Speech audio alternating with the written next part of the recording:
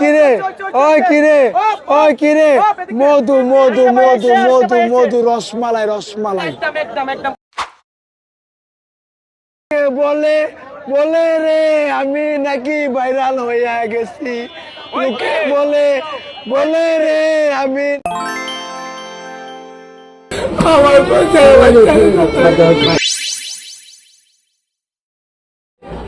এই ভাইরাল তরমুজ ব্যবসায়ীকে তো এখন সবাই চিনেন। তাকে ভিডিও করে শত শত ইউটিউবার এবং সাংবাদিকরা হাজার হাজার টাকা কামিয়েছে, কিন্তু দিন শেষে এই তরমুজ ব্যবসায়ীরই ক্ষতি হয়েছে।